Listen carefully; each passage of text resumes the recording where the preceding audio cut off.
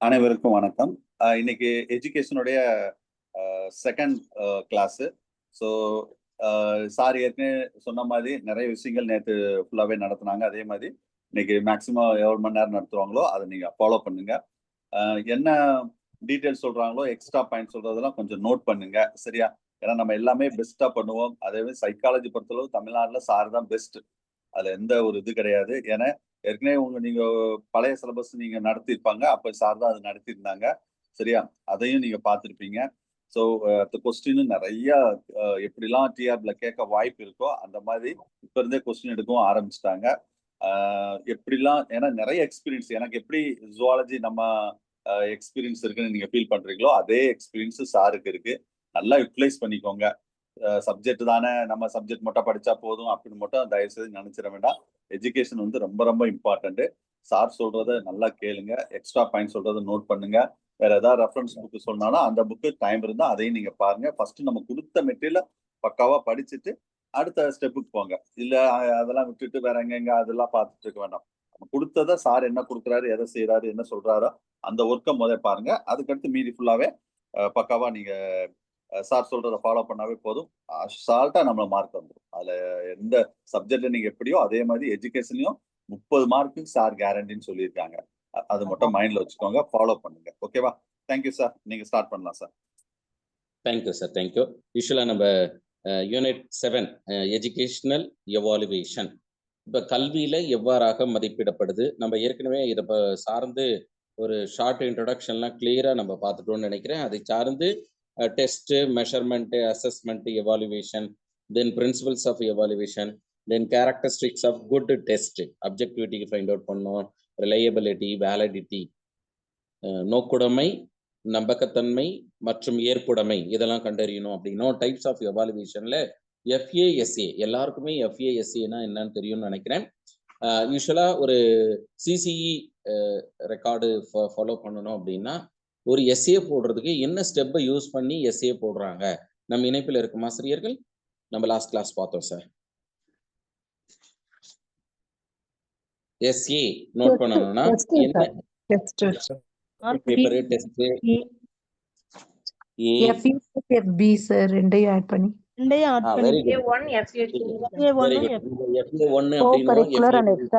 Formative assessment 1, formative assessment 2, இது ரெண்டையும் நம்ம ஆட் பண்ணி தான் என்ன பண்றோம்னா SAவை ஃபைண்ட் அவுட் பண்றோம். அதெல்லாம் நம்ம கிளியரா பார்த்துட்டோம் சார். நெக்ஸ்ட் நம்ம டயக்னாசிஸ் இல்ல 7.6.2, யூஸ்வலா 7th யூனிட்ல 6th சாப்டர்ல பாயிண்ட் நம்பர் 2வா குறையறி சோதனை, இங்கிலீஷ்ல டயக்னாஸ்டிக் டெஸ்ட் அப்படின்னு படிப்போம். நம்ம கூட சைக்காலஜில கவுன்சிலிங் படிச்சிருப்பீங்க. கவுன்சிலிங்ல ஒரு ஸ்டெப் டயக்னாஸ்டிக் ஸ்டெப். எத்தனையாவது ஸ்டெப்னு சொல்ல முடியுமா? ஃபர்ஸ்ட் ஸ்டெப் அனாலிசிஸ் அப்படின்னு படிச்சிருப்போம். இந்த டயக்னாசிஸ் எந்த ஸ்டெப்னு சொல்ல முடியுமா?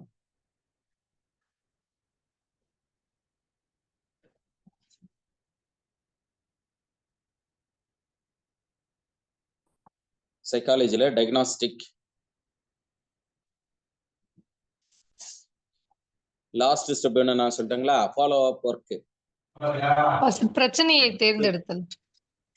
பிரச்சனையை தேர்ந்தெடுத்தல், அது மாதிரி ஒரு ஸ்டெப் நம்ம பார்க்கவே இல்லையே.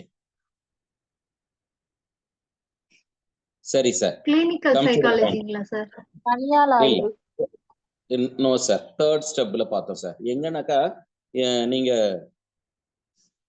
Types of counselling, directive counselling, indirective counselling, eclectic கவுன்சிலிங்னு நம்ம படிச்சோமா? நேரடி அறிவுரை பகர்தல், மறைமுகமான அறிவுரை பகர்தல், அடுத்து சமரச அறிவுரை பகர்தல். நேரடி அறிவுரை பகர்தல் வில்லியம்சன் அவர்தான் அதை பற்றிய ஒரு ப்ரொபோஸ்டு தேரி அப்படின்னு படிச்சிருப்போம். அது யாரை பேஸ் பண்ணியிருக்கு அப்படின்னாக்கா டீச்சரை பேஸ் பண்ணது. அதனால டீச்சர் என்ன பண்ணாருன்னா ஸ்டெப் யூஸ் பண்ணாங்க. ஏன் நம்ம கார்லேட் பண்ணோம்னா டயக்னாஸ்டிக் அப்படின்ற ஒரு வேர்டு எங்க பார்த்தோம்னாலும் ஸ்ட்ரெயிட்டா நமக்கு மைண்டுக்குள்ளார என்ன கேப்சர் ஆகணும் அப்படின்னா வில்லியம்சன் அவருடைய ஸ்டெப்ல டயக்னாசிஸ் யூஸ் பண்ணாரு. டயக்னாசிஸ் முடிச்ச பிறகுதான் என்ன பண்ணாரு அப்படின்னாக்கா கவுன்சிலிங்கே கொடுக்கணும் அப்படின்னாரு சார். இல்ல அதனால அந்த புரிதலோடு குறையறி சோதனைனா என்ன?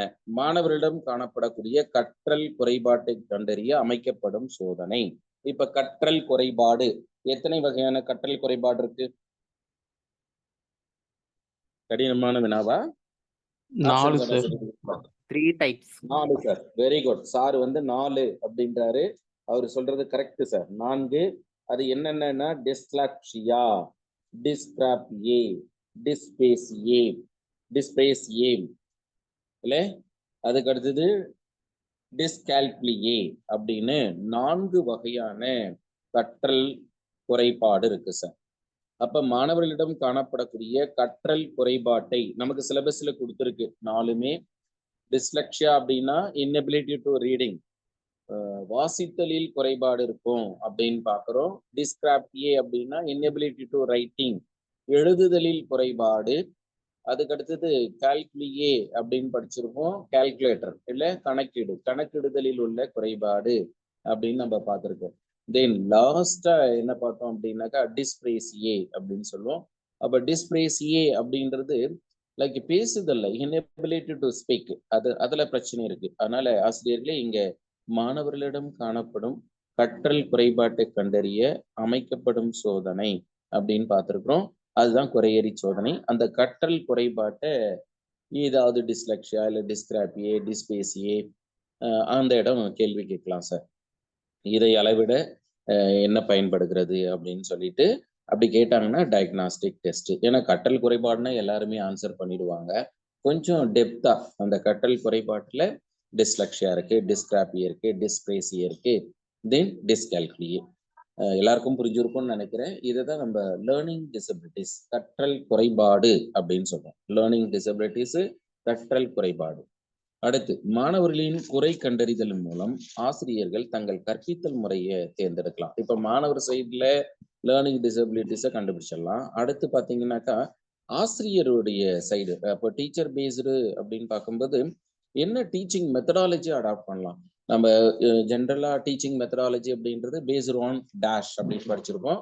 அந்த பேஸ்டு ஆன் எப்படி சார் இந்த கற்பித்தல் முறையானது எதை சார்ந்ததா இருக்குனாக்கா டீச்சர் சென்டர்டு, ஆசிரியர் மையம், தென் டீச்சர் பீப்புள் சென்டர், ஆசிரியர் மற்றும் மாணவர் மையம், தென் லாஸ்டா people centre or child centred. இந்த 3 முறை தான் சார் இருக்கு. சரிங்களா? இந்த 3 முறையில 3 அணுகுமுறை, teacher centred, people centred, teacher and people centred. அதனால ஏதாவது ஒரு மெத்தடாலஜி சொன்னோம் அப்படின்னாக்கா அது என்ன பேஸ்டு அப்படின்னு கண்டுபிடிக்கணும். சரியா? நான் வேணா சும்மா இன்ட்ரடியூஸ் பண்ணட்டுங்களா? Project method based on dash. Option A teacher centred method, option B child centred method, option C teacher and people centred method, option D இவை அனைத்தும் ஆல் த அபவ். Teacher மற்றும் Teacher and people people centered centered method. only above. All the above. Centered. நமக்கு ஏன் வந்து எல்லாத்தையும் போட்டுடலாம். Option C, sir. Teacher and people centered method, sir. Option C. Teacher and people centred method, teacher centred. சரி sir, கரெக்டான option என்ன சார்னா people centred method or child centred method sir. Teacher and student கிடையாது. ஏன்னா project அப்படின்றது செய்து செயல் திட்ட முறை. இதை கீழ் பேட்ரிக்ன்றவர் கண்டுபிடிச்சாரு. இது என்ன மையம்? கட்டாயம் இது அடிப்படையில ஒரு வினா வரும் சார். 30 வினாவில் நீங்க தான் புரியணும். நம்ம திரும்ப திரும்ப சொன்னாலும் நீங்க என்ன பண்ணணும்னா கரெக்டா உங்க மைண்ட்ல கேப்சர் ஆகும். நீங்க பிஎட் படிக்கும்போது என்ன உணர்ந்தீங்க, உங்க ப்ரொஃபஸருங்க எப்படி நடத்தினாங்க, அது எல்லாத்தையும் நீங்க ரீகால் பண்ணணும். பிளாங்காலாம் எங்கேயுமே அணுகக்கூடாது. சரியா? We have knowledge of the how to apply new situation, எப்படி நம்ம புதிய சூழல்ல பயன்படுத்த போறோம் அப்படின்றதுதான். அதனால ஆசிரியர்களே இந்த இடம் எல்லாருக்கும் புரிஞ்சிருக்கும்னு நினைக்கிறேன்.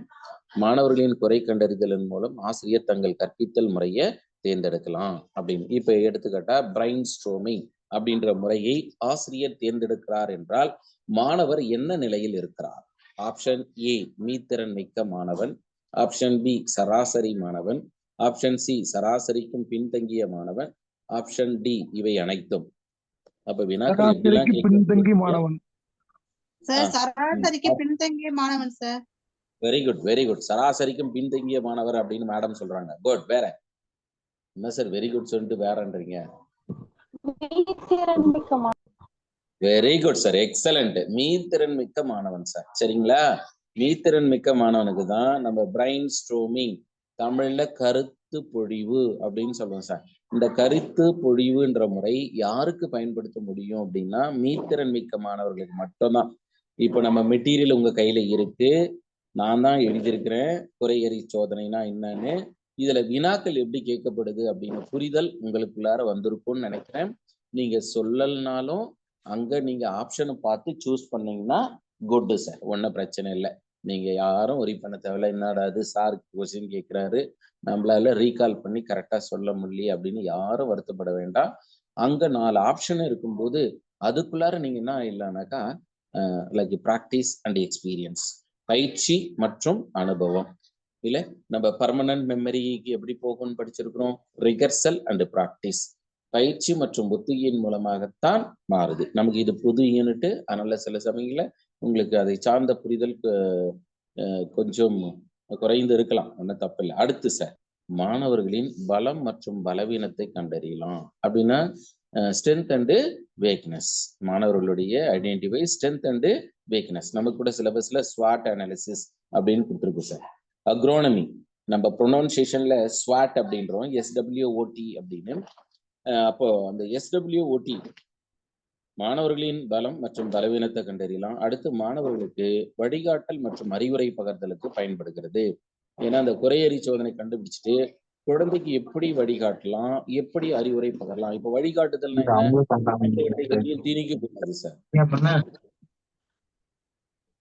இல்ல வழிகாட்டுதலை பொறுத்தளவு பல வழிமுறைகளை சொல்லி மாணவர்களுக்கு எல்லாருக்குமே 7.6.2 குறையறிதல் சோதனை கிளியரா புரிஞ்சுட்டு இருக்கும்னு நினைக்கிறேன், கரெக்டா? அடுத்து சார் CCE, இது நம்ம ஏற்கனவே பார்த்துட்டோம் இல்ல, அதனால சார் இதை அப்படியே ஸ்க்ரோல் பண்ணுங்க. அது என்ன ஆயிடுச்சுன்னா திரும்ப ரிப்பீட் ஆயிடுச்சு, வளரறி தொகுத்தறி. ஓகே சார், இப்போ தரம்படுத்தப்பட்ட, ஓகே சார் குட். 7.6.3 7.6.3ல தரம்படுத்தப்பட்ட அடைவு தேர்வு, ஸ்டாண்டர்டைஸ்டு அச்சீவ்மெண்ட் டெஸ்ட், இங்கிலீஷ்ல என்ன சொல்றோம்னா ஸ்டாண்டர்டைஸ்டு அச்சீவ்மெண்ட் டெஸ்ட். ஃபர்ஸ்ட் என்ன பண்ணணும், ஸ்வாட் expansion sir. S strength, W weakness, O opportunity, T threads,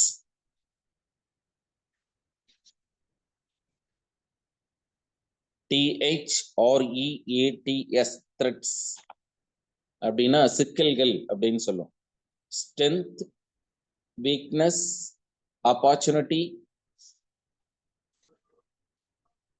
threads. பலம், பலவீனம், வாய்ப்பு. ஆப்பர்ச்சுனிட்டின்றது வாய்ப்பு, எல்லாருக்குமே இப்போ ஒரு வாய்ப்பு, சம வாய்ப்பு. அக்டோபர் 12 சரியா, சம வாய்ப்பு. அதோட சேர்த்து இப்போ டெட்டும் இடையில விட்டுட்டாங்க இல்ல. இது மாதிரி தான் நம்மள ஏதாவது ஒரு டீவியேஷனுக்கான ஒரு விஷயமா இருக்கும். அதனால எல்லோரும் இந்த PGTRBல கரெக்டா முனைப்பா எப்படி கொஸ்டின் பேப்பர் இருக்கும் அப்படின்னா ஸ்டாண்டர்டைஸ்டு இருக்கும், அது எப்படி இருக்கும் அப்படின்றதுக்காக தான் இந்த தலைப்பு. காக்னேட்டிவ் டொமைன் அப்படின்னு சொல்லுவோம், அறிவு புலம், அறிதல், புரிதல், பயன்படுத்தல், திறன் சார். இப்ப அறிதல்ல எவ்வளவு சதவீதம் வினா கேட்கப்படுது, 20, புரிதல்ல 40, பயன்படுத்தல்ல 30, திறன்ல 10, ஆட் பண்ணீங்கன்னா 100% சார். அப்போ அதிகபட்சமா பாருங்களேன், எல்லோருமே 20, 100க்கு 20 எல்லாராலையும் எடுக்க முடியும். அடுத்து 100க்கு 40 எல்லோராலையும் எடுக்க முடியும் சார். அதுக்கு அடுத்தது 100க்கு 60 மார்க் எல்லாருக்கும் வந்துடும். ஆனா 70, 80, 90 அப்படின்னு வரும்போது ப்ரிப்பேர் பண்ணவங்களுக்கு தான். கடைசியா அந்த 10 யார் வந்து hard as well as the smart work, hard work then smart work அப்படின்னா கடினமா நம்ம பயிற்சி எடுக்கிறது. அதுக்கு அடுத்தது ஸ்மார்ட்டா, என்ன ஸ்மார்ட்டா, அழகா டெய்லி கரெக்டான நேரம் தூங்கி எந்திரிச்சு படிக்கிறது. தூக்கத்தை மறந்து படிக்கும்போது கட்டாயம் நமக்கு வந்து கற்றல் வேறு மாதிரி தான் அமையும். நம்ம ஜுவாலஜின்றதால எல்லாருக்குமே தெரியும், சர்க்கேடியன் ரிதம் அப்படின்னு படிச்சிருக்கிறீங்க, மெலடோனின் என்ற ஹார்மோனு. அதனால இப்ப நமக்கு இங்க புரிதல் கட்டாயம் எங்க நம்ம மேம்படுத்திக்கணும், திறனை. அப்ப திறன்னா என்னன்னு படிச்சோம், யாராவது திறன்களை பற்றி படிக்கக்கூடிய ஒரு திறன் தான் இது அப்படின்னு ஒரு இடம் உளவியல்ல படிச்சிருக்கிறோம் சார். ஆர்வம். ஆர்வம், திறன்ன்றது ஆர்வம். சரி சார். அடுத்து ஆப்ஷன் என்ன சொல்றீங்களா? ஆப்ஷன் ஏ நாட்டம், ஆப்ஷன் பி மனப்பான்மை, ஆப்ஷன் சி கற்றல், ஆப்ஷன் டி நுண்ணறிவு. நுண்ணறிவு சார். நாட்டம் சார். மியூட் போட்டுருங்க. ஓகே, மியூட் போட்டுருங்க சார். மியூட் போட்டுருங்க. எல்லாரும் மியூட் போட்டுருங்க. நீங்க பேசுறத பார்த்தா ஏதோ ஒரு கேள்வி கேட்டேன், ஏதோ ஒரு ஆன்சர் சொல்ற மாதிரி இருக்கு. நான் ஏற்கனவே சொல்லிட்டேன், ஒரு கொஸ்டின்ஸ்க்கு ஆன்சர் சொல்றோம்னா ரீசனோட தான் சார் ஆன்சர் சொல்லணும். ஆப்ஷனை வந்து ரிஜெக்ட் பண்ணீங்கன்னா கட்டாயம் நீங்க என்ன பண்ணணும், ரீசனோட தான் ரிஜெக்ட் பண்ணணும். இப்போ இங்க என்ன கரெக்டான ஆன்சர்னா இன்டெலிஜென்ஸ் சார். மறந்துடாதீங்க சார். எடுத்துக்காட்டா பாருங்களேன், ஒரு குழந்தைக்கு மியூசிக்கல் எபிலிட்டி, இசை திறன் இருந்தா அந்த குழந்தைய நுண்ணறிவு படைத்த குழந்தை. ஒரு குழந்தைக்கு ஸ்பேஷியல் இட அமைவு திறன் இருந்ததுன்னா அந்த குழந்தை spatial intelligence.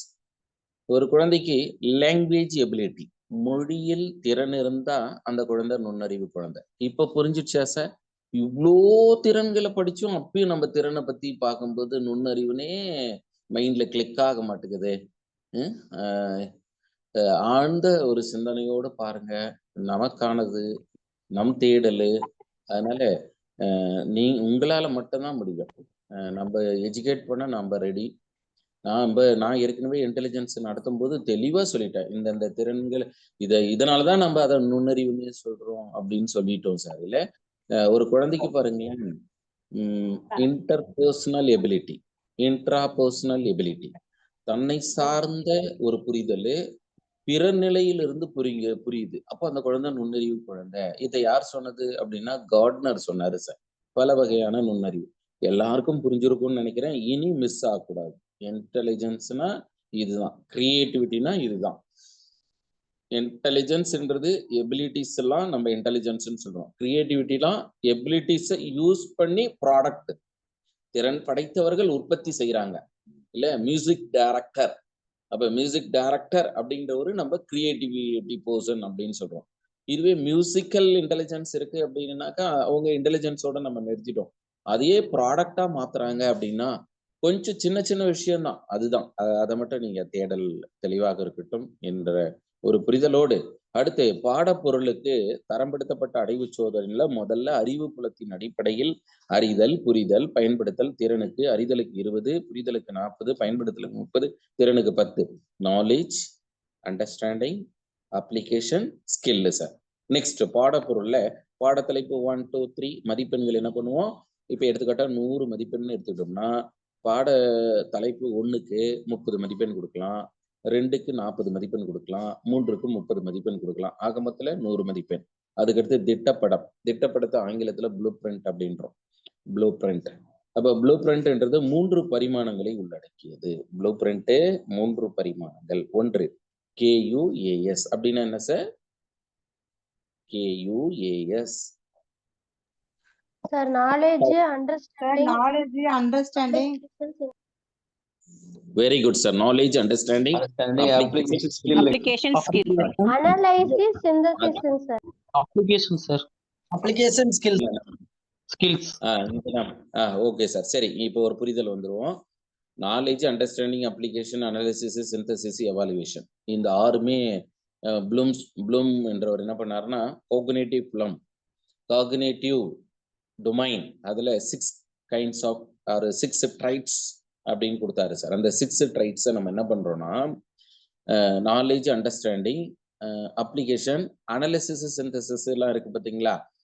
Analysis, synthesis, evaluation, இது ஹையர் ஆர்டர். இந்த 3த்தையும் மெர்ஜ் பண்ணி ஸ்கில் அப்படின்னு சொல்றாங்க சார். சரிங்களா? இனிமே டோன்ட் ஃபர்கெட் இல்ல, KUAS. அடுத்து வினாக்களின் வகைகள். வினாக்களின் வகைனா என்ன? Very short MCQ, very short answer, short answer, SA type. நெக்ஸ்ட் பாடப்பொருள், நம்ம 3 பாடப்பொருள் தான் கொடுத்துருக்குறோம் எடுத்துக்காட்டா. அடுத்து வினா வடிவமைப்பு, டிசைனிங் கொஷின். வினா வடிவமைப்புன்றது கீழ்காணும் படிநிலை கொண்டது. என்னென்ன? நோக்கங்களை வரையறுத்தல், இரண்டாவது சிறப்பு நோக்க கூறுகளை நோக்கங்களோடு தொடர்புபடுத்தல், பாடப்பொருள் பற்றிய முழுமையான அறிவு. அப்ப வினாத்தாள் வடிவமைக்கணும் அப்படின்னா கட்டாயம் நம்ம என்ன பண்ணணும்? அதனுடைய படிநிலையில முதல்ல நோக்கங்களை வரையறுக்கணும். அந்த நோக்கம்தான் அறிதல், புரிதல், பயன்படுத்தல், திறன். அடுத்து சிறப்பு நோக்க கூறுகளை நோக்கங்களோடு தொடர்புபடுத்துறது. என்ன சிறப்பு நோக்கக்கூறு அப்படின்னா, மாணவர்கள் மீட்டறிகின்றனர். மாணவர்கள் இரத்த சிவப்பணுக்களில், மனித இரத்த சிவப்பணுக்களில் உட்கரு இல்லை என்பதை மீட்டறிகிறார்கள். இப்போ இது சிறப்பு நோக்கம். பொது நோக்கம் என்ன தெரியுங்களா? மனிதனின் இரத்தமானது சிவப்பு நிறத்தில் காணப்படுகிறது அப்படின்னு பொது நோக்கத்தை பிரேம் பண்ணுவோம். அடுத்து சிறப்பு நோக்கத்துல என்ன பண்ணியிருக்கோம் அப்படின்னாக்கா, ஸ்பெசிபிக்கா அந்த ஆர்பிசியில நியூக்ளியஸ் இல்லை அப்படின்ற ஒரு அனாலிசிஸ்க்கு போவோம். அதுதான் சார் நம்ம சிறப்பு நோக்க கூறுகள் அப்படின்றோம். அடுத்து பாடப்பொருள் பற்றிய முழுமையான அறிவு. கட்டாயம் இப்போ கவுண்டர் கரண்ட் மெக்கானிசம் இருக்கு அப்படின்னா, இந்த கவுண்டர் கரண்ட் மெக்கானிசத்துல என்னெல்லாம் ஹார்மோன் இங்க ரிலேட் ஆகுது அப்படின்ற ஒரு புரிதல் கட்டாயம் இருக்கணும். ஒரு ஹில்ஸ் ஏரியாவுக்கு டிராவல் பண்றாங்க, வாமிட்டிங் ஆகுது. வாமிட்டிங் அவங்களுக்கு சென்ஸ் வர்றதுக்கு என்ன ரீசனு?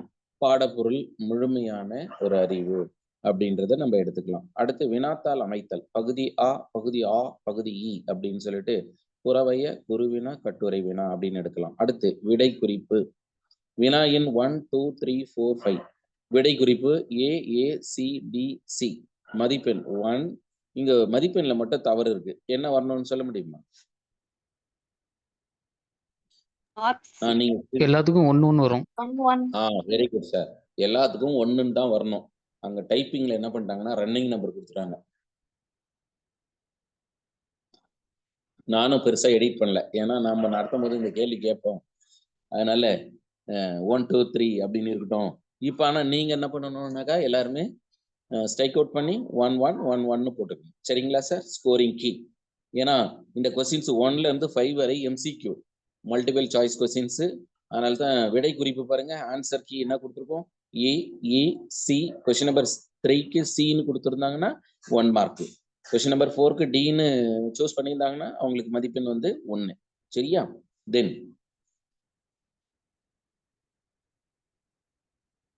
மதிப்பீட்டு கருவிகளில் டூல்ஸ் ஆஃப் கொஸ்டின்ஸ் என்னெல்லாம் மதிப்பீட்டு கருவியா இருக்கிறாங்க பாக்குறாங்க அப்படின்னு பார்க்கும்போது, பல்வேறு பரிமாணங்களை மதிப்பீடு செய்து, பல்வேறு பரிமாணங்கள் என்னென்ன சார்? 3 தான் சார். பல்வேறுன்ற வார்த்தை பயன்படுத்துறாங்கல்ல, 3 பரிமாணங்கள் தான். என்னென்ன?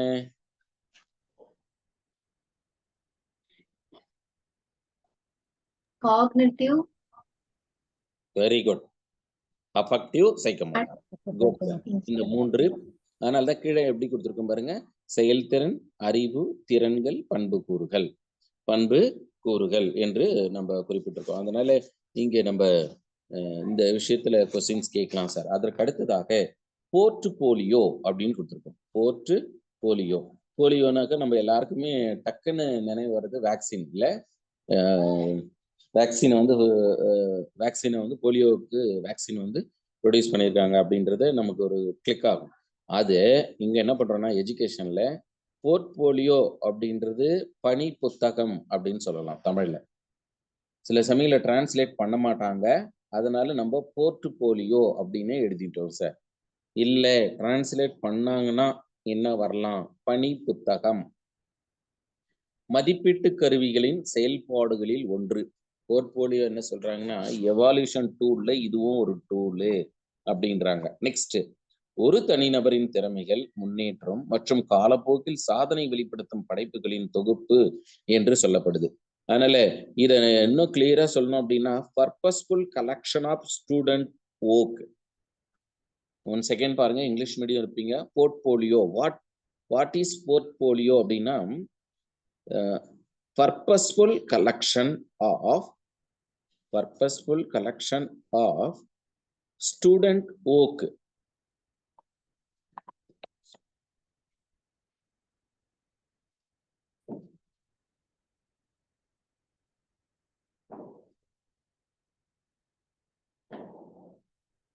Student work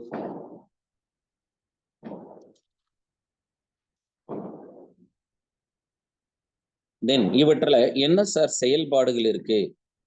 எழுதப்பட்ட பணிகளா இருக்கலாம், அல்லது திட்டமிடல் சார்ந்ததா இருக்கலாம், அல்லது ரிஃப்ளெக்டிவ் பிரதிபலிப்பா இருக்கலாம், அல்லது திறன்கள் மற்றும் முன்னேற்றம் பற்றிய முழுமையான பார்வையே போர்ட்போலியோ அப்படின்னு எடுத்துக்கலாம். கல்வியாளர்கள் மாணவனை முழுமையாக அளவிட முடியும் என்று குறிப்பிடப்படுது. அப்படி இருந்தும் போர்ட்போலியோல குறை இருக்கு சார். சார் அது என்ன குறை? போர்ட்போலியோல என்ன குறை இருக்கு? அதிக நேரத்தை எடுத்துக்கொள்ளும் முறை. அப்ப இங்க டைம் கன்சூமிங் சார், இல்ல ஹைலி டைம் கன்சூமிங், அதிக நேரத்தை எடுத்துக்கும். அடுத்து ரூப்ரிக்ஸ். ரூப்ரிக்ஸ் இத மதிப்பீட்டு கட்டமைவு அப்படின்னு சொல்லலாம் சார். தமிழ் படுத்தும்போது மதிப்பீட்டு கட்டமைப்பு, மதிப்பீட்டு கட்டமைப்பு.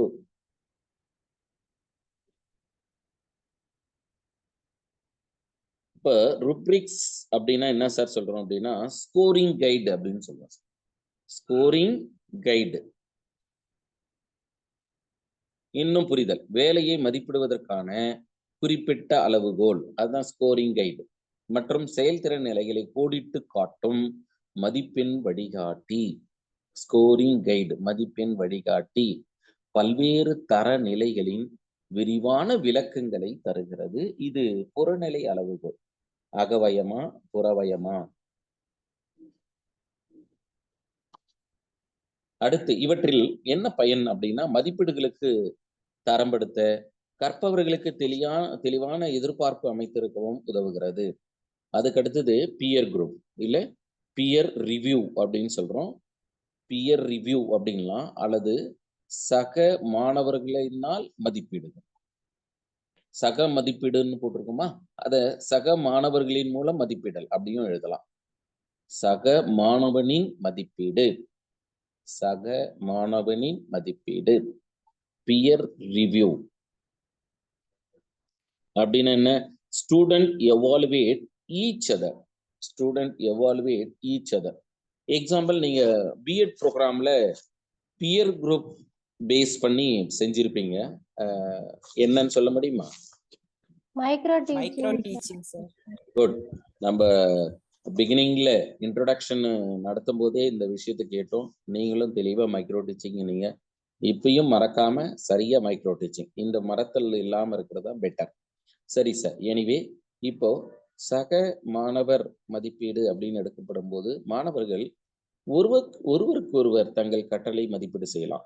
இப்போ கூட நிறைய பேர் பிஜிடிஆர்பி ப்ரிப்பேர் பண்றவங்க குரூப் ஸ்டடி பண்ணுவாங்க சார். அது கூட நல்ல ஒரு பெட்டர் குரூப் ஸ்டடி. கோச்சிங் சென்டர்ல நம்ம பார்த்துட்டு இருக்கிறோம். சார் வந்து உங்களுக்கு அழகா தமிழ்நாட்டு அளவில் விலங்கியல்னா சார் தான் அவ்வளோ அழகா கொடுத்துருக்குறாரு. நீங்க அப்படியே அந்த கிளாஸ் நேரம் போக மற்ற நேரம் டிஸ்கஸ் பண்ணீங்கன்னாக்க இன்னும் கிளியரா எல்லா திறனோட நம்ம வளம் வர முடியும். அதனால ஆசிரியர்களே, இந்த இடத்துல மாணவர்களின் விமர்சன சிந்தனையை வளர்க்கிறது. அதே மாதிரி இந்த வகை மதிப்பீடு வந்து கூட்டுக்கற்றல், கொலாபரேட்டிவ் லேர்னிங்னு சொல்லுவோம். கூட்டுக்கற்றலை ஊக்குவிக்கிறது. கூட்டுக்கற்றல்னு என்ன? ஒருத்தர் வந்து படிச்சுன்னு வந்தாரா, அவர் படித்த முறை எது வேணாலும் இருக்கலாம், இன்னொருத்தர் வேற ஒன்று. அப்போ 2 பேருமே வந்து ஒருத்தர் மாற்றி ஒருத்தர் இன்ட்ரடியூஸ் பண்ணும்போது இதை நம்ம கொலாபரேட்டிவ் லேர்னிங் அப்படின்னு சொல்லுவோம். நான் கற்றுக்கொண்ட பாடம் செல் பயாலஜி, அவர் படிச்சது ஜெனட்டிக்ஸ். 2 பேருமே என்ன பண்றது? Mutual sharing. Both are the beneficiary. 2 பேரும் பயனாளி இல்ல. அதனால கொலாபரேட்டிவ் லேர்னிங். நெக்ஸ்ட் குறைன்னு பாத்தீங்கன்னா, சக மாணவனின் மதிப்பீட்டுல அவ்வளவா நம்பகத்தன்மை இருக்காது சார். சும்மானா கூட மார்க் என்ன பண்ணுவான், போட்டுருவான் அப்படின்னு பாக்குறோம். அடுத்து உருப்படி பகுப்பாய்வு.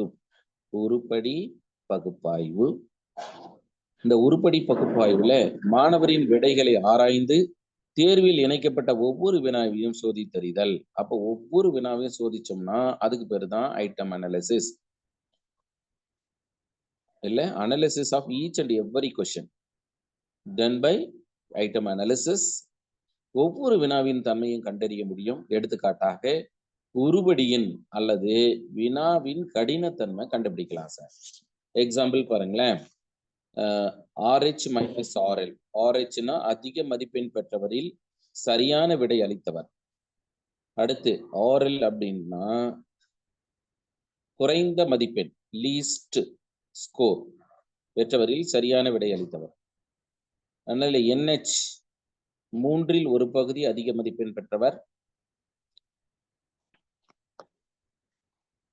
NL 3இல் ஒரு பகுதி குறைந்த மதிப்பெண் பெற்றவர். அதன் அடிப்படையில் எடுக்கும்போது 20% விழுக்காட்டிற்கு குறைவாக அமைந்தால் அந்த வினா கடினம். இந்த இடம் வினா கேட்கலாம். ஐட்டம் அனாலிசிஸ்ல எத்தனை சதவீதத்திற்கு கீழே விடை குறிப்பு வந்தால் நாம் கடினம் என்று பார்க்கிறோம். பொதுவாகவே ஐட்டம் அனாலிசிஸ் எதுக்காக சார் பண்றாங்கன்னா, வினாத்தால் ரொம்ப கடினமா இருந்துடக்கூடாது அப்படின்னு தான். இந்த 4th குரூப்ல கூட ஐட்டம் அனாலிசிஸ் பண்ணியிருந்தாங்கன்னா இந்த சிக்கல் வந்திருக்காது.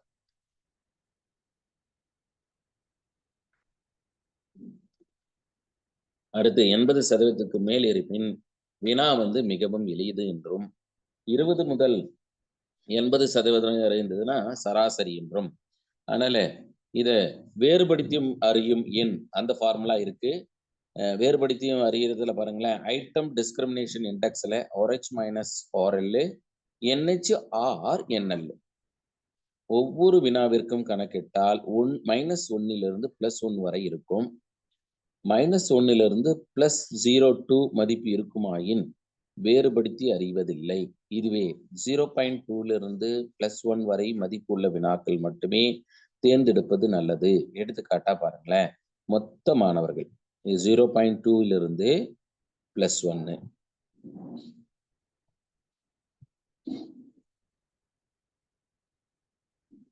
அதிக மதிப்பெண் பெற்றவர், குறைந்த மதிப்பெண் பெற்றோர். மொத்த மாணவர்கள் எவ்வளவு அப்படின்னா 20 பேர். அதிக மதிப்பெண் பெற்றவருங்க என்னன்னா விடைகளை ஏக்கு 8 பேர் சொல்லியிருக்கிறாங்க, சில 9 பேரு, டில 3 பேரு. இதுவே குறைந்த மதிப்பெண் பெற்றவர்கள் ஏல 10, பில எப்படி அதிக மதிப்பெண் பெற்றோர் பில விடை குறிப்பு இல்லையோ அதே மாதிரி குறைந்த மதிப்பெண் பெற்றவர். அடுத்து சில 6, அதுக்கடுத்து டில 4.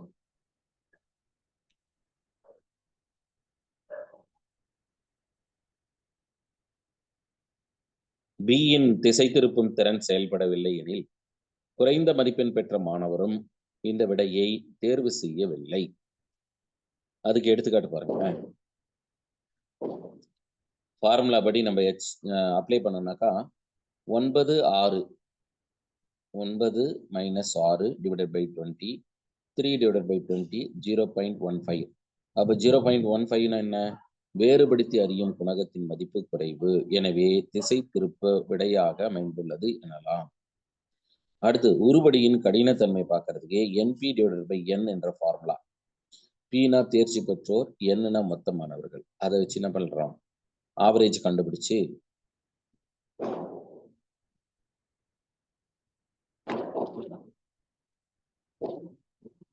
அடுத்ததாக இறுதி தலைப்பு. இந்த யூனிட்ல அளவீட்டு கருவிகள். இந்த அளவீட்டு கருவிகள் நம்ம சைக்காலஜி படிக்கும்போது கூட பார்த்தோம். உற்று நோக்கல், உண்மையான வாழ்க்கை சூழலில் ஒருவனுடைய நடத்தை கோலங்களை உற்று நோக்கிறது. இன்னும் நம்ம அங்க எப்படி வரையறை படிச்சோம்னு சொல்ல முடியுமா? உற்று நோக்கல்ல சைக்காலஜில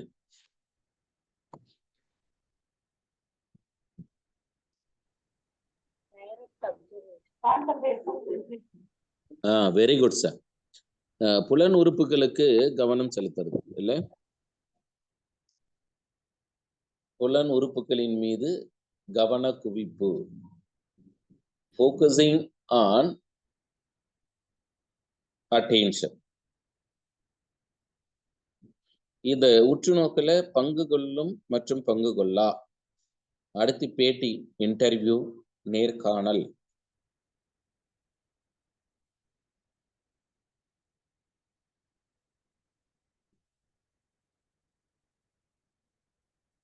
பேட்டி அப்படின்னு சொல்லும்போது எப்படி வகைப்படுத்துறாங்கன்னா, அறிமுகம் செய்யக்கூடிய பேட்டி அல்லது விவரங்களை அறிய பயன்படுத்தப்படக்கூடிய பேட்டி. என்ன விவரங்களை அறியறது? டெய்லி நீங்க சேனல்களை பார்க்கலாம். நியூஸ் சேனல்லாம் பார்த்தீங்கன்னாக்கா ஏதாவது ஒரு நியூஸ் எடுத்துக்கிட்டு தமிழ்நாட்டில் சில மாவட்டங்கள்ல அங்கங்க என்ன பண்றாங்க, செய்திகளை சேகரிக்கிறாங்க. அந்த செய்திகள் சேகரிக்கிறது.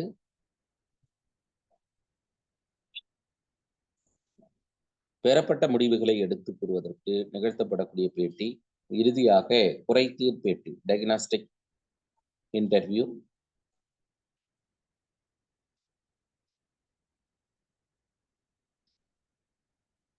திட்டமிட்ட முறையில் நடத்தப்படும் பேட்டி, திட்டமிடப்படாத முறையில் நடத்தப்படக்கூடிய பேட்டி எனவும் பிரிக்கலாம்.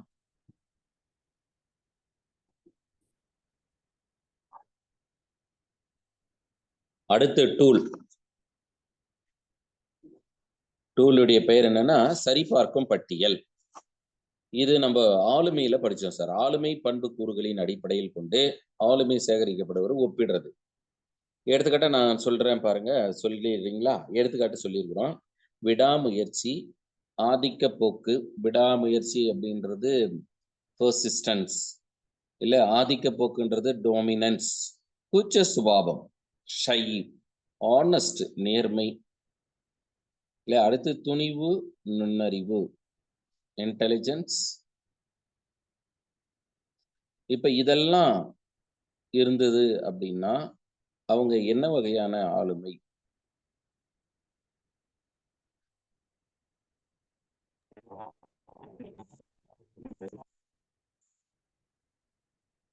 சரி, இதெல்லாம் இருந்தா அவங்க என்ன வகையான ஆளுமை சொல்ல முடியுமா? Very good. இன்ட்ராவோர்ட் படிச்சிருப்பீங்க. அகமுகன் அப்படின்னு சொல்றோம் சார், அகமுகன். அதனால மதிப்பீட்டு அளவுகோல், அதுல மாணவரின் செயல்திறனை ஒரு அளவுகோல்ல நம்ம மதிப்பிடுவோம். அதனால அதுதான் நம்ம ரேட்டிங் ஸ்கேல். ஒரு அளவுகோல்ன்றது விடாமுயற்சி, ஆதிக்க போக்கு, கூச்ச சுபாவம், நேர்மை, துணிவு, நுண்ணறிவு, சமூக இயல்பு. அடுத்ததாக ரேட்டிங் ஸ்கேல், தர அளவுகோல்.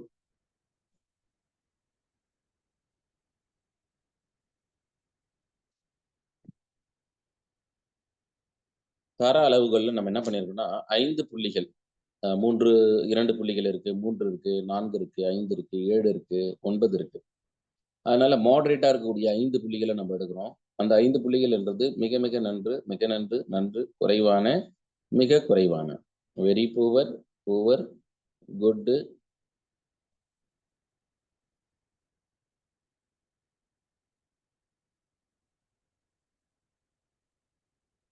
அடுத்து நம்ம இந்த டெஸ்ட் எல்லாம் இருக்கு பார்த்தீங்களா, செயற் சோதனை, அதுக்கடுத்து புறத்தேற்று முறை, இதெல்லாம் நம்ம சைக்காலஜில ஆளுமையை படிக்கும்போது பார்த்தோம். சரிங்களா? புறத்தேற்று நுண்மறை, ஒருவர் தன்னை பற்றி அல்லாமல் தெளிவில்லாத ஒரு சூழலில் தனது ஆளுமை பண்புகளை புறத்தே வெளிப்படுத்துகிறார் என்பதே புறத்தேற்று நுண்மறை. எடுத்துக்காட்டா ரோஷாக் 1921 சுவிட்சர்லாந்து நாட்டை சார்ந்தவர். இவரு மொத்தம் 10 அட்டைகள் பயன்படுத்தினாரு. 10 அட்டையில கருப்பு சிவப்பு 2, அதனால 2 நிறம் டிஎம்கேவை ஞாபகம் வச்சுங்க. கருப்பு சிவப்பு டிஎம்கே.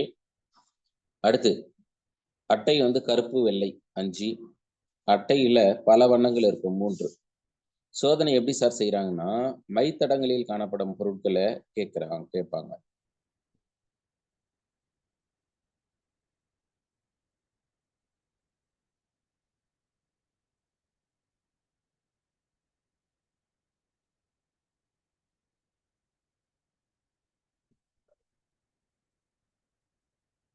அதனால நம்ம ஈஸியா புரிஞ்சுக்கிறதுக்கு என்ன பண்றோம் அப்படின்னா, black and white, black and red, multi colour. சோதனையில 4 கூறுகள் இருக்கும். மைத்தடங்களில் காணப்படக்கூடிய பொருள்கள், காரணிகள், இட அமைவு, உண்மைத்தன்மை. மைத்தடங்களில் காணப்படக்கூடிய பொருள் என்னவாக இருக்கலாம்னா, சில பேர் அந்த மைத்தடத்தை பார்த்துட்டு விலங்கு, தாவரம் இருக்கு, மனிதன் உட்கார்ந்து இருக்கிறான், உயிரற்ற பொருள்கள் இருக்கு, தென்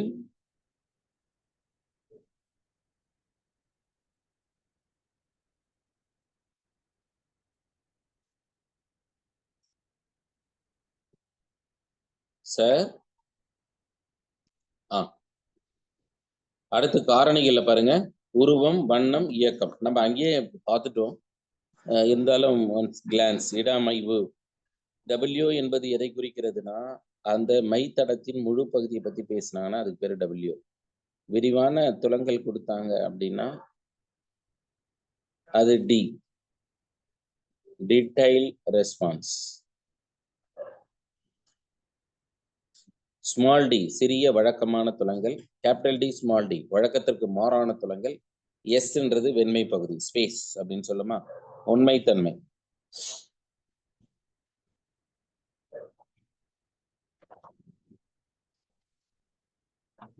ஒண்ணு இட அமைவுல நம்ம வினா கேட்கலாம் சார். இட அமைவுல எப்படி கேட்பாங்கன்னா, ஒரு மாணவன் மைத்தடத்தின் முழு பகுதியும் கண்டறிந்து சொல்கிறான் என்றால், இல்ல a student find outed whole plot அப்படின்னும் போது அது ஹோல் பிளாட்னு போடுது, அதனால ஃபர்ஸ்ட் லெட்டர் W.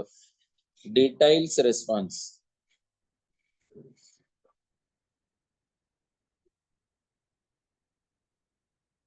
அதுல எடுத்துக்காட்டா சில சோதனைகள்லாம் கொடுத்துருக்கோம் சார். ஆல்போர்டின் ஆதிக்க சோதனை, மினோசோட்டா, ஹஸ்டனு, பென்ஸ்ட்ரூட்டர், கில்ஃபோர்டு, தர்ஸ்டனு, எட்வர்ட். இதோட நம்ம syllabus over. Next unit 8. Unit 8 நீங்களும் வரும் தேர்வில் வெற்றியடைந்து சாதனையாளரில் இடம் பிடிக்க என் மனமார்ந்த வாழ்த்துக்கள். இதன் தொடர்ச்சியாக யூனிட் 8, 8வது யூனிட். ஓகே, மேலாண்மை மற்றும் நிர்வாகம். மேலாண்மை மற்றும் நிர்வாகம், மேனேஜ்மெண்ட் அண்ட் அட்மினிஸ்ட்ரேஷன். எப்படி இப்போ ஃபர்ஸ்ட் நம்ம என்ன பார்த்துட்டோம் அப்படின்னாக்கா, எஜுகேஷனல் எவாலுவேஷன், கல்வியில் மதிப்பீடு, FA test, SA test, prognostic test, diagnostic test, நாம் referenced test, criteria referenced test,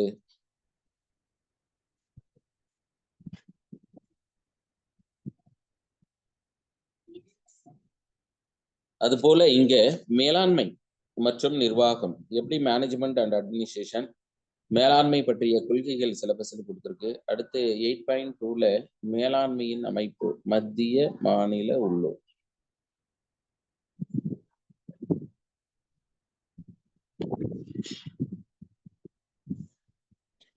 மத்திய, மாநில, உள்ளூர். மத்தியத்துக்கு எடுத்துக்காட்டு சொல்லுங்க சார். மேலாண்மை மற்றும் நிர்வாகம்.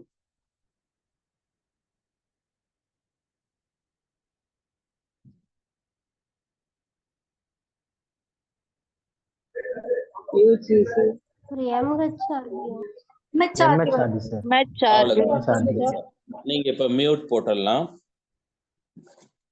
பாருங்க. First MOE, ministry of education.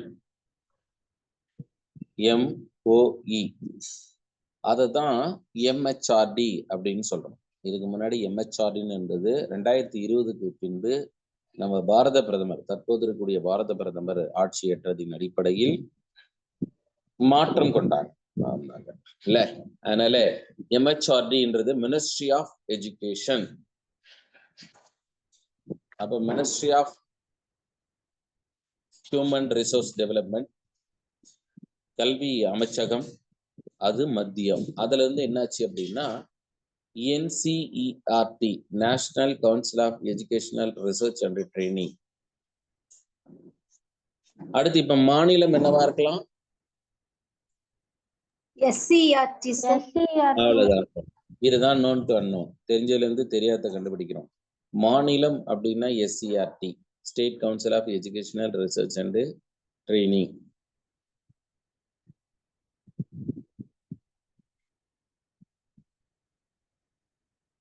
இப்ப மத்திய, மாநில, உள்ளூர். அடுத்து தனிநபர் சார்ந்த, பொருள் சார்ந்த மற்றும் நிதி மேலாண்மையில நமக்கு சிலபஸ் போஸ்ட் கார்ப் கொடுத்துருக்கு சார். இது அக்ரோனமி. போஸ்ட் கார்ப்ன்றது எல்லாருக்குமே போஸ்ட் கார்ப். Pனா பிளானிங்னு தெரியும், ஓனா ஆர்கனைசிங் தெரியும், எஸ்னா ஸ்டாஃபிங் தெரியும், டினா இங்க நம்ம SD டைரக்டிங், அப்ப நம்ம CO கோஆர்டினேட்டிங், Rன்றது ரிப்போர்ட் இல்ல. அங்க டி லாஸ்ட் வந்திருக்கா, அங்க பின்னு வரணும் சார். அங்க மட்டும் நீங்க ஸ்டக் அவுட் பண்ணிட்டு பின்னு போடுங்க. பினா பட்ஜெட்டிங்.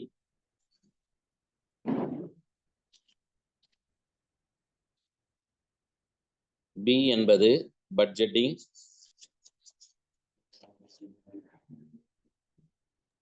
சார் இந்த first letter sir P and O என்ன சார்? பின்றது பிளானிங் சார். பின்றது பிளானிங். ஓன்னு இருக்கா, அது வந்து ஆர்கனைசிங், ஒழுங்கமைத்தல். எஸ் இருக்கா, ஸ்டாப்பிங் அப்படின்னா பணியாளர்கள். D directing.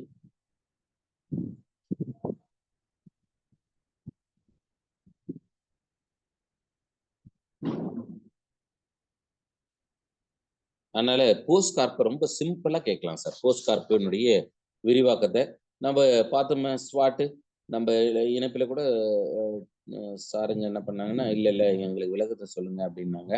அதனால எஸ்ன்றது ஸ்ட்ரென்த்து, டபிள்யூ வீக்னஸ், ஓ ஆப்பர்ச்சுனிட்டி, டி த்ரெட்ஸ்.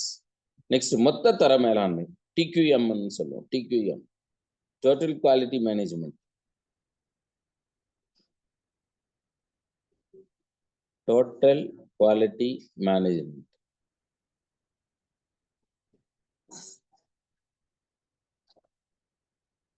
அடுத்ததாக கல்வி நிறுவனத்தின் மதிப்பீடு. எடுத்துக்காட்டு சொல்லுங்க பார்ப்போம். கல்வி நிறுவனங்களை மதிப்பிடுறவங்க யாருன்னு சொல்ல முடியுமா? மத்திய அரசாங்கம், ஸ்டேட்டரி பாடி.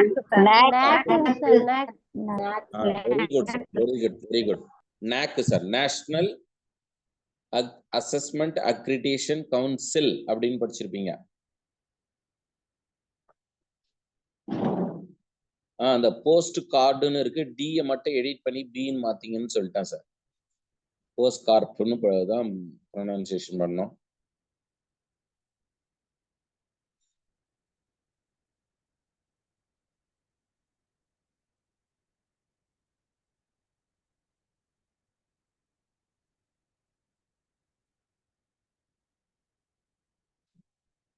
அதனால இந்த இடம் நமக்கு கொஸ்டின் கேட்கலாம் சார். எங்கே? Assessment and accreditation of educational institution. சிக்கு தனி, ஓக்கு தனி கிடையாது சார். ரெண்டுத்தையும் ஒன்னா சேர்த்து கோஆர்டினேட்டிங்.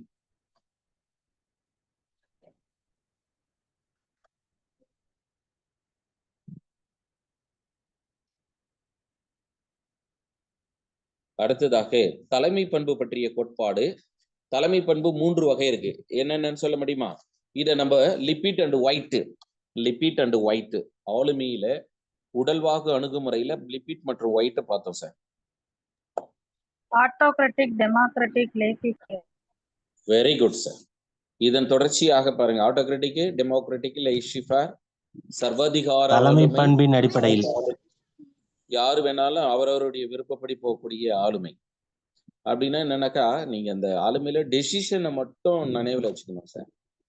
எப்படி டெசிஷன்ல ஆட்டோகிராட்டிக் அப்படின்றது செல்ஃப் டெசிஷன். இதுவே டெமோக்ராட்டிக் அப்படின்னு எடுத்துக்கிட்டீங்க அப்படின்னா councillor as well as counselling ரெண்டு பேருமே டெசிஷன் எடுத்துக்கிறது. நிர்வாகிகளின் பங்குல பள்ளி தலைமை ஆசிரியர் பங்குதாரர்கள். Sir next. இப்போ முதல்ல நம்ம இதை பற்றிய ஒரு அறிமுகத்துல என்ன பார்க்குறோம் அப்படின்னா, மேலாண்மை 17 மற்றும் 18ஆம் நூற்றாண்டுகளில் அறிமுகம். 17th and 18th century.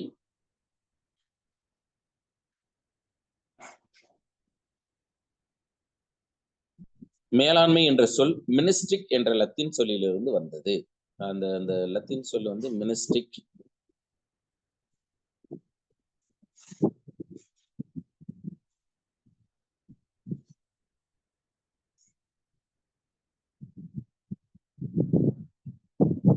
அதனால இங்க நம்ம மேலாண்மையை பற்றிய ஒரு வரையறை கொடுத்துருக்குறோம். குட்ன்றவரும் ரைப்பர்ன் அப்படின்றவரு குட் என்ன சார் வரையறுக்கிறார்னா, முன்பே நிர்ணயம் செய்யப்பட்ட கொள்கையின் அடிப்படையில் கல்வி நிறுவனத்தை இயக்குவதற்குரிய நுட்பங்கள் மற்றும் வழிமுறைகள் தான் மேலாண்மை.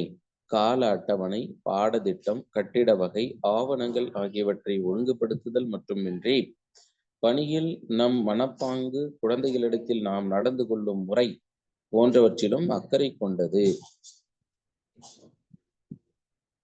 கல்வியின் இலக்குகள் அடைவதற்கு அடுத்து கற்றல் மற்றும் கற்பித்தலில் இலக்குகள் அடைதல். இப்போ பள்ளி நிர்வாக கருத்து அப்படின்னு நம்ம எடுக்கிறோம். கான்செப்ட் ஆஃப் ஸ்கூல் மேனேஜ்மெண்ட் பொதுவான ஒரு கான்செப்ட் பார்த்தோம். இப்போ ஸ்கூல் மேனேஜ்மெண்ட் இது ஒரு பெரிய தரவுத்தள அமைப்பு. தரவுத்தளத்துக்கு எடுத்துக்காட்டு சொல்லுங்க. பள்ளி நிர்வாகத்துல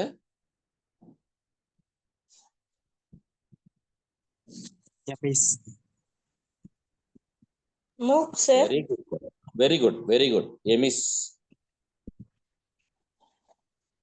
இல்ல, இப்ப எமிஸ்க்குலாம் தனி கோஆர்டினேட்டர் போட்டிருக்காங்க.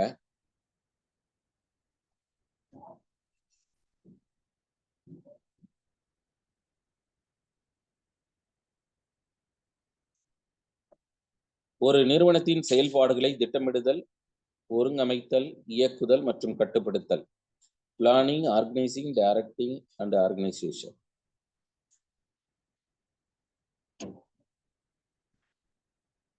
அடுத்து நோக்கங்கள் இங்க நம்ம வரிசைப்படுத்திருக்கோம் சார்.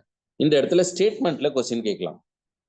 நோக்கங்கள் பார்த்தீங்கன்னா அடிப்படை மதிப்புகளை பிரதிபலிக்க, கல்வி எதிர்காலத்தை செயல்படுத்த, சமூக மாற்றத்தை நிர்வகிக்க, அனுபவத்தால் உயர்வு பெற, நவீனமாக்கலை மேற்கொள்ள, அறிவியல் கருத்துக்களை பரப்ப, கல்வி தொழில்நுட்பத்தை பின்பற்ற, தேசிய ஒருமைப்பாட்டை உணர வேண்டும். வாய்ஸ் விட்டு விட்டு கேக்குது. மற்றவங்களுக்கும் இதே பிரச்சனையா? இல்ல sir. Breakup No, ஆயிடுச்சு. sir. No, sir. சார் சரி, கேக்குது. அப்படின்னா சார் நீங்க கொஞ்சம் செக் பண்ணுங்க. அதனால கீழே கொடுக்கப்பட்டுள்ள நோக்கங்கள் எதனோடு தொடர்பு இருக்கு அப்படின்னு பார்க்கும்போது,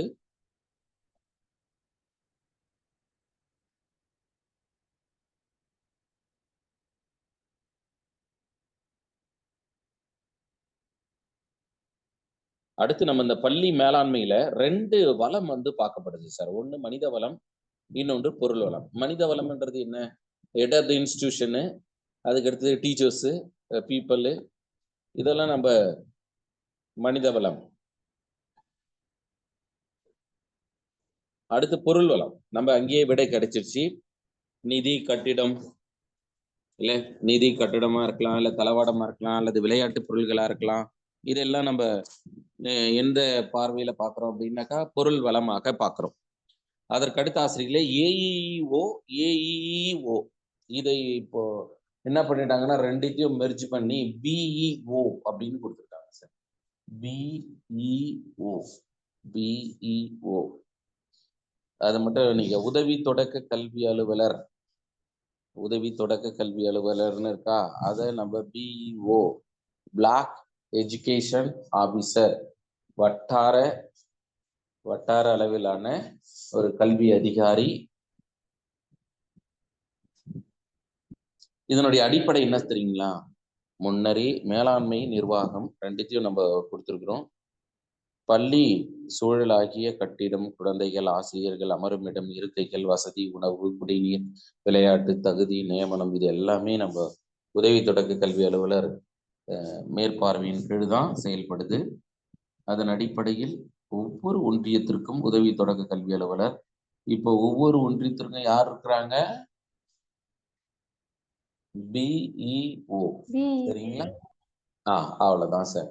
இப்போ நம்ம என்ன பண்றோம் அப்படின்னாக்கா ஏற்கனவே இருந்த ஏஇஓ தென் ஏஇஓ அதை மட்டும் ஸ்ட்ரைக் அவுட் பண்ணிட்டு பிஇஓன்னு மாத்திங்க. இப்போ அடிப்படையில மேலாண்மைனா என்ன, நிர்வாகம்னா என்ன? அடிப்படையில் மேலாண்மை மற்றும் நிர்வாகம். மேலாண்மைனா என்ன, நிர்வாகம்னா என்ன? முன்னரே தீர்மானிக்கப்பட்ட இலக்குகளை அடைவதற்கு அவர்களின் முயற்சியை இயக்குவதன் மூலம் மற்றவர்கள் மூலம் காரியங்களை செய்து முடிக்கும் வகை என்றும் நிர்வாகம் என்றது இது பரந்த நோக்கங்கள், திட்டங்கள் மற்றும் கொள்கைகளை வகுக்கும் சார். இவற்றினுடைய நேச்சர் என்ன தெரியுங்களா? நேச்சர் அல்லது தன்மைன்றோமா? மேலாண்மை என்பது ஒரு நிர்வாக செயல்பாடு அப்படின்வாங்க. நிர்வாகம் என்பது முடிவெடுக்கும் செயல்பாடு.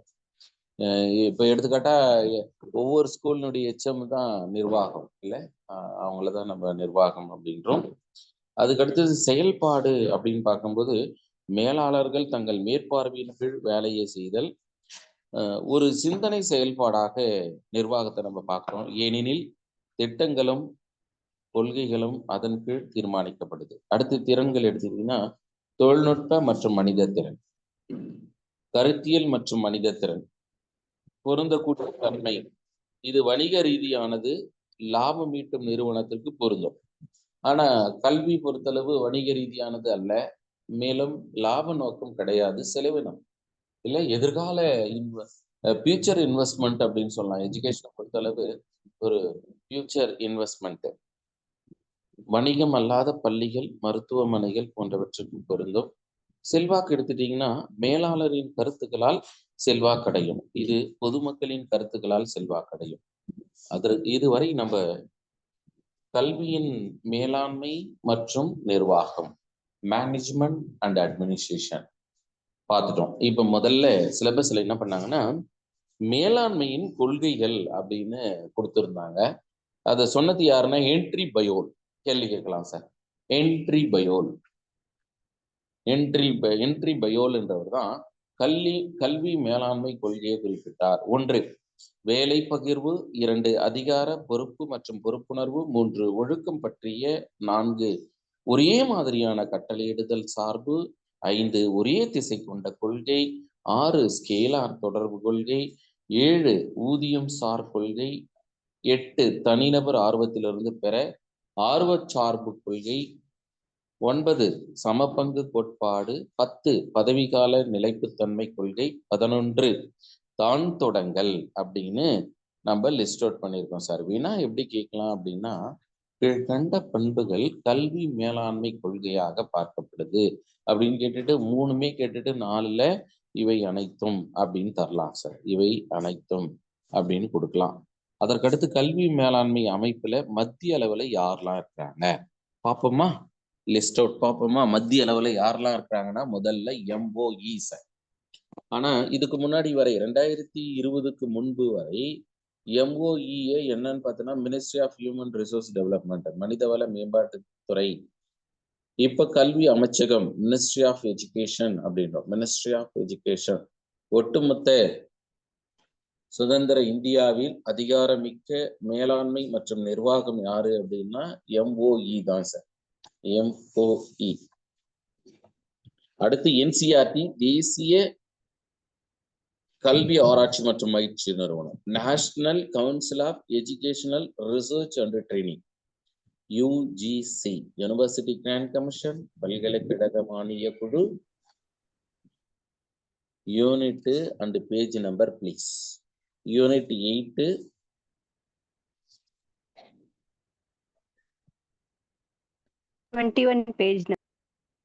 Page number 21 sir.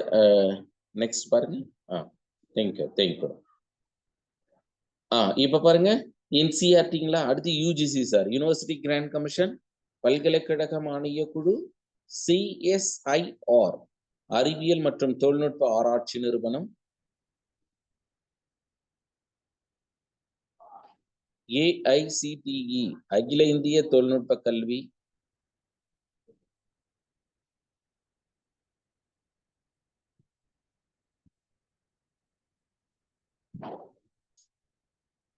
தொலைதூர கல்வி நிறுவனம். எக்ஸாம்பிள் நம்ம IGNOU கொடுத்துருக்கோம் sir. Indira Gandhi national open university. தேசிய கல்வி திட்டமிடல் மற்றும் நிர்வாக நிறுவனம் NEPA, national education planning and administration. மத்திய இடைநிலை கல்வி வாரியம் CBSE.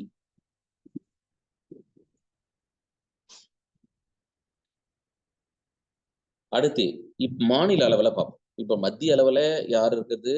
ஹெட்டா MOE இருந்தாரு. அதுக்கு அடுத்தது NCERT, UGC, CSIR, AIT, DEC, NEPA, CBSE. அடுத்து மாநில அளவு.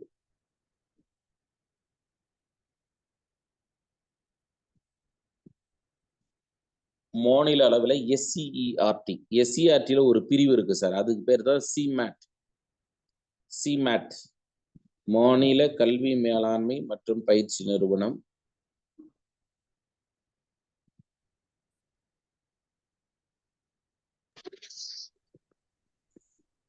சில சமயங்கள நம்ம CMAT விரிவாக்கம் கேட்கலாம்.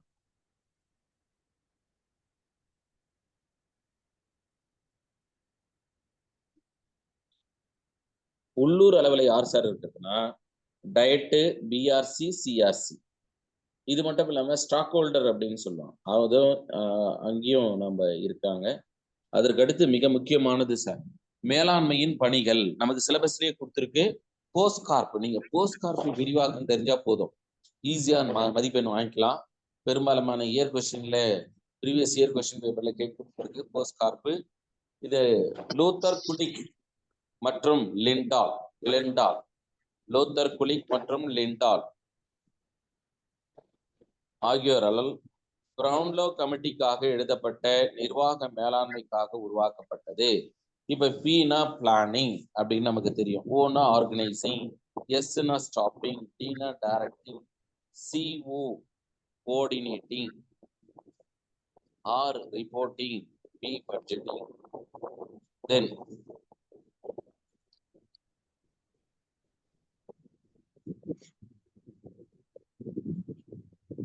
திட்டமிடுதல் explanation sir. Sir Same explanation. புரியல, என்ன சொல்றீங்க? Expansion, same expansion sir. SIEMAT down பண்ணுங்க sir. State institute of educational management administration and training, மாநில கல்வி மேலாண்மை மற்றும் பயிற்சி நிறுவனம். இது எஸ்சிஆர்டியினுடைய ஒரு பிரான்ச்சு சார். நீங்க கூட டெஃபினேட் அக்டோபர் 12 எக்ஸாம் எழுதிட்டு நவம்பர்லாம் கவுன்சிலிங் முடிப்பாங்க. நீங்க டிசம்பர்லாம் ஆஃப் இயர்லி லீவு வரும்போதெல்லாம் நீங்க ஜாயின் பண்ணிட்டு சிமேட் ஆளுக்கு போக வாய்ப்பு, ட்ரைனிங் தருவாங்க. அந்த ட்ரைனிங் வந்து மினிமம் ஒரு 5 days தர வாய்ப்பு. என்னன்னா இன் சர்வீஸ், நீங்க ஜாப்ல ஜாயின் பண்ணதால ஒரு இன் சர்வீஸ் தருவாங்க. அது எங்க தருவாங்க அப்படின்னா சிமேட்ல தான் சார் தருவாங்க. எனிவே இந்த புரிதலோடு நெக்ஸ்ட் மேலாண்மையினுடைய பணி பாருங்க. போஸ்ட் கார்ப்பு நிறைய டைம் வந்து போஸ்ட் கார்ப்னா அதனுடைய விரிவாக்கம் தான் மீனாவா கேட்பாங்க. சில சமயங்கள அதை பற்றிய விளக்கத்தை கொடுத்துட்டு கேட்கலாம் அப்படின்னு எதிர்பார்க்கிறோம் சார். எடுத்துக்கிட்டா பாருங்களேன், பிளானிங்ன்றது அடிப்படையில் முடிவெடுக்கப்பட வேண்டிய வேலை. அதனால இதை எப்படி கேட்டாலும் நீங்க பிளானிங்க சூஸ் பண்ண முடியும். அடுத்து ஒழுங்கமைதல், ஆர்கனைசிங்னு சொல்றோமா, பணியில் பல்வேறு துணை செயல்முறைகள், துணை பிரிவுகள் முறையாக வகைப்படுத்தல். அடுத்து பணியாளர், சரியான பணியாளர்களை தேர்ந்தெடுக்கணும் சார், அதான் மிக முக்கியமானது. அதான் ஸ்டாப்பிங்னு சொல்றோம். அதுக்கடுத்து டைரக்டிங்ன்றது அறிவுறுத்துறது, என்ன யுக்திகள் அப்படின்ற ஒரு விஷயம்லாம். அதுக்கடுத்து ஒருங்கமைத்தல், கோஆர்டினேஷன், வேலையின் பல்வேறு செயல்கள்ல ஒருங்கிணைக்கிறது. ஃபைனலா பட்ஜெட்டிங் சார், ஆடிட்டிங். ஒவ்வொரு வருஷமும் எல்லா துறைகளிலும் ஆடிட்டிங் செய்யப்படும். எவ்வளவு ரூபாய் வாங்கப்பட்டது, எவ்வளவு செலவினம் ஆனது, எவ்வளவு இருக்கு, அது அரசுக்கு நம்ம திருப்பி செலுத்த வேண்டிய ஒரு கட்டாயம். சப்போஸ் தவறுதலாக நமக்கு 1 ரூபாய் சம்பளத்தில் கூடுதலாக கொடுக்கப்பட்டதுன்னா கூட அது பிடிக்கப்படும் மீண்டும். இல்ல அது என்ன பட்ஜெட்டிங், தணிக்கை அப்படின்னு சொல்லியிருக்கீங்களா, ஆடிட்டிங் அப்படின்னு சொல்லுவோம். தணிக்கை, ஆடிட்டிங்கு, கணக்கியல், நிதி, திட்டமிடல் மற்றும் கட்டுப்பாடு. சரி சார், இவற்றினுடைய கொள்கை என்ன அப்படின்னா, பொறுப்புகளை நிர்வகித்தல், கீழ்நோக்கிய வேலை கட்டமைப்பு, தகவல் மற்றும் திசை, அடுத்து பட்ஜெட் ஒதுக்கீடுகள், முடிவெடுத்தல் அப்படின்னு சொல்லப்படுது. இதுதான் போஸ்ட் கார்ப்பினுடைய கொள்கையாகவும். அடுத்ததாக தியரிஸ் ஆஃப் மேனேஜ்மெண்ட், கல்வி நிர்வாகத்தின் கோட்பாடுகள். கிளாசிக்கல் ஆர்கனைசேஷன் தியரின்னு படிச்சிருப்பீங்க. கிரிட்டிக்கல் எவால்யூஷன் மேனேஜ்மெண்ட் தியரி, ஆழ்ந்தறி கல்வி நிர்வாக கோட்பாடு, ஹியூமன் ரிலேட்டிங் அப்ரோச், மனித தொடர்பான அணுகுமுறை, நடத்தியல் அறிவியல் அணுகுமுறை, பிஹேவியரல் சயின்ஸ் அப்ரோச், நடத்தியலுக்கு பின் அறிவியல் அணுகுமுறை, post behavioural approach.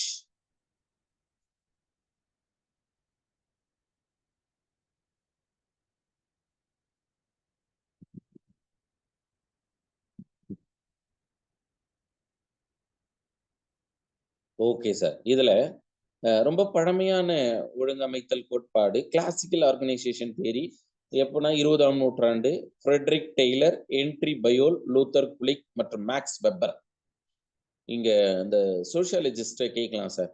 Frederick Taylor, Henri Fayol, Luther Gulick மற்றும் மேக்ஸ் வெப்பர் ஆகியோரால் பழமையான ஒழுங்கமைத்தல் கோட்பாடு அல்லது கிளாசிக்கல் நிறுவன கோட்பாட்டின் முக்கிய பங்களிப்பாளர்கள். மேலாண்மை செயல்திறனை அதிகரிக்க முறையான அமைப்பு மற்றும் கருத்துக்களை கையாளுதல், 3 முதல் 12 வரை உறுப்பினர். இத மீண்டும் ரெண்டா பிரிச்சு அறிவியல் மேலாண்மை கோட்பாடு சயின்டிபிக் மேனேஜ்மெண்ட் அப்படின்னு பிரிப்போம். ஃபிரெடரிக் பென்ஸ்லோ டெய்லர் சிந்தனையாளர் அடிப்படையில் கோட்பாடு உருவானது.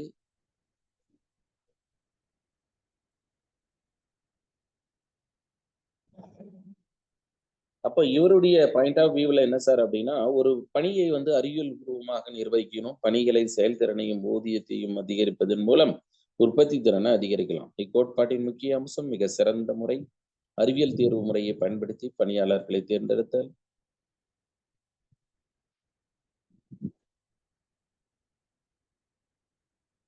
பணியாளர்கள் செயல்திறனையும் ஊதியத்தையும் அதிகரிப்பதன் மூலம் உற்பத்தி திறனை அதிகரிக்கலாம் சார். இதனால இக்கோட்பாட்டின் முக்கிய அம்சம் என்னன்னு தேடும்போது மிகச்சிறந்த முறையினாங்க அறிவியல் தேர்வு முறையை பயன்படுத்தி பணியாளர்களை தேர்ந்தெடுத்தல், நிர்வாகம் மற்றும் ஊழியர்களுக்கிடையே நெருங்கிய தொடர்பு, இறுதியாக பணி பங்கீடு. அடுத்து கொள்கையாக பணி பகுப்பாய்வு, பணியாளர் தேர்வு, மேலாண்மை ஒத்துழைப்பு, செயல்பாட்டு மேற்பார்வை.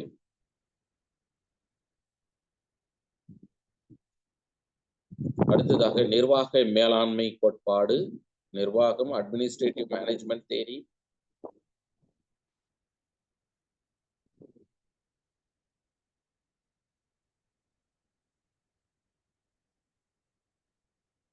இதுல நமக்கு பணி பகுப்பாய்வு, பணியாளர் தேர்வு, மேலாண்மை ஒத்துழைப்பு, செயல்பாட்டு மேற்பார்வை.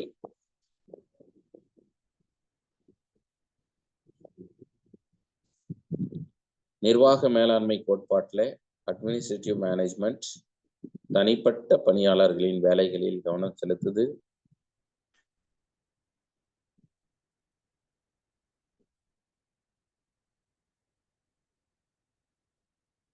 நிர்வாக மேலாண்மை கோட்பாட்டு கொள்கையில பணிப்பறிவு, அதிகாரம், பொறுமை, திசை, மையப்படுத்தல், அளவீடு.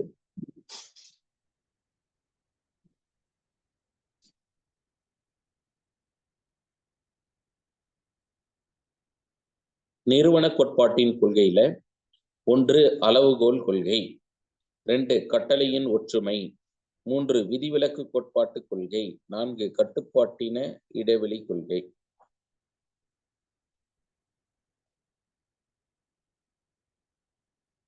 நல்ல பள்ளி நிர்வாகத்தினுடைய சிறப்பியல்புகள்.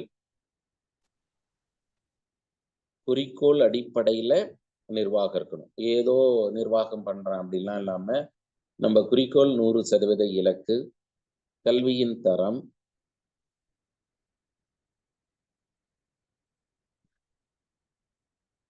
அதனால இது தொழில்முறை வளர்ச்சி, செயல்திறன் மற்றும் மேம்பாடு, தொடர்ச்சியான செயல்முறை, உள்ளீடு மற்றும் வெளியீட்டு மாதிரி என்றும் குறிப்பிடலாம்.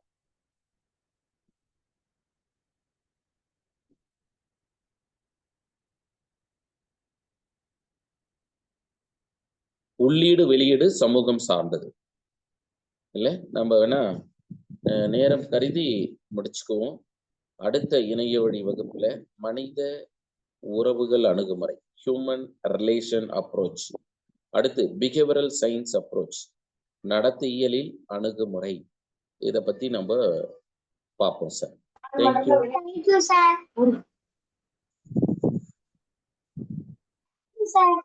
Thank you, sir. Thank you, sir. Thank you, sir. Thank you, sir.